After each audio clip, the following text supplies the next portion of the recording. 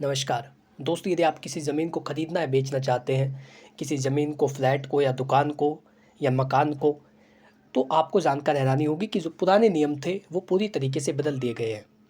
यदि आप कोई अनुभवी निवेशक हो या फिर आप कोई सामान्य नागरिक हो जो पहली बार ज़मीन का या दुकान का या फ्लैट का सौदा कर रहे हो, तो ऐसे में ये वीडियो आपके लिए बहुत ज़्यादा ज़रूरी है, जो आपके पैसे और समय दोनों को बचा सकती है। विधि वार्ता के खास एपिसोड में आपका स्वागत है, जहाँ पर आज मैं आपको बताने वाला हूँ कि जो ज़मीन की खरीद बिक्री होती है, उससे संबंधित नए नियम कौन से लागू किए गए हैं, किस प्रकार से पुराने नियमों को ख़त्म कर दिया गया है। तो यदि आप चैनल पर पहली बार आए हैं तो आपसे अनुरोध है, आज ही इस चैनल को सब्सक्राइब कर लें, ताकि विधि वार्ता को एक बड़ा कानूनी मंच बनाने के लिए आप अपना समर्थन दे सकें। एक सब्सक्राइब करें ताकि हमें और भी बेहतर विषयों पर वीडियो बनाने के लिए प्रोत्साहन मिल सके। दोस्तों, बात करते हैं सबसे पहले और एक महत्वपूर्ण नियम की। वो नियम है, बिना डिजिटल रिकॉर्ड के नहीं होगी रजिस्ट्री। यदि आपकी ज़मीन का डिजिटल रिकॉर्ड नहीं है, आपकी ज़मीन ऑनलाइन प्लेटफॉर्म पर दर्ज नहीं है, तो ऐसे में रजिस्ट्री नहीं होगी। आपकी ज़मीन का डिजिटल रूप में दर्ज होना, सरकारी रिकॉर्ड में दर्ज होना बहुत ज़्यादा ज़रूरी है। ज़मीन व प्लॉट का डिजिटल रिकॉर्ड अनिवार्य हो गया है यदि आप रजिस्ट्री कराना चाहते हैं। रजिस्ट्री तब होगी जब ज़मीन भूलेख पर अपडेट होगी।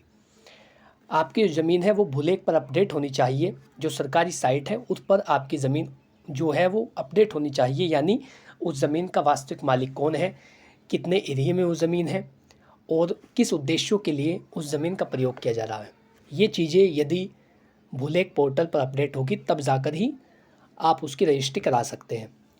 इससे फर्जीवाड़े और जो दोहरी बिक्री होती है, एक ही व्यक्ति कई कई बार ज़मीन को बेच देता है, उन सब चीज़ों से बचा जा सकेगा।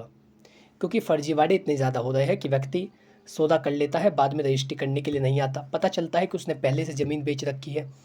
तो किसी व्यक्ति के साथ ऐसा ना हो, कोई व्यक्ति ज़मीन खरीदने से पहले ही उसकी पूरी जो टाइटल चेन है उसको देख सके, ये देख सके कि क्या ये व्यक्ति जो मुझे ज़मीन बेचने के लिए आया है ये उसका वास्तविक मालिक है या केवल ये फर्जीवाड़ा कर रहा है।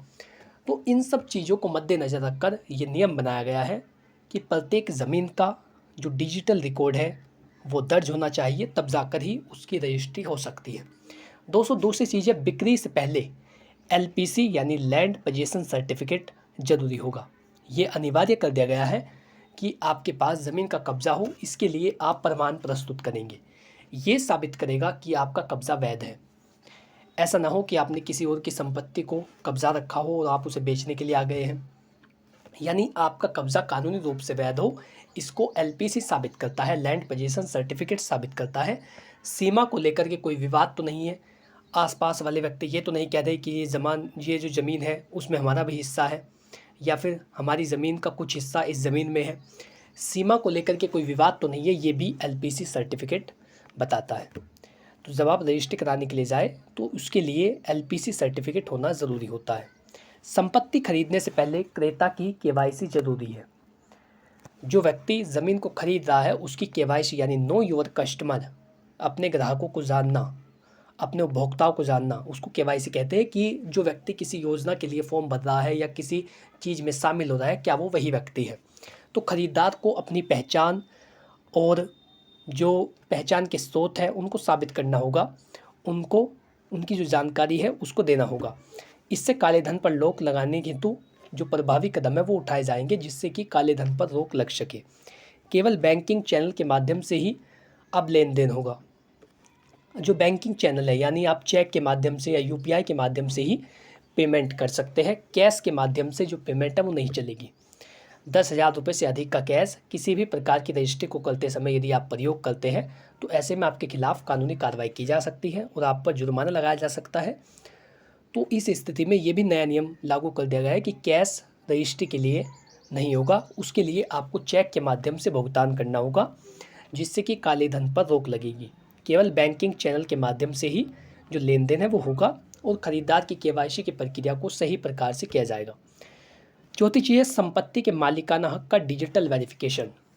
जो खतौनी है, नक्शा है या फिर रजिस्ट्रेशन रिकॉर्ड है उसको दिखाना होगा, ताकि ये पता चल सके कि जो व्यक्ति ज़मीन बेचने के लिए प्रस्तुत हुआ है क्या वो वास्तव में ज़मीन का मालिक है। और ये चीज़ें डिजिटल तरीके से साबित होती है। आपका जो खसरा नंबर है, प्लॉट नंबर है उसको ब्लैक पोर्टल पर डाल करके ये चेक किया जा सकता है कि आप उस ज़मीन के मालिक हैं या नहीं, या उस पर कोई विवाद तो नहीं चल रहा है, किसी कोर्ट का स्टे तो नहीं है, कोई न्यायालय में कोई केस विचाराधीन तो नहीं है। ये सब चीज़ें ब्लैक पोर्टल से प्राप्त की जा सकती है। तो इसीलिए डिजिटल रूप से जो ज़मीन का रिकॉर्ड है वो दर्ज होना ज़रूरी है।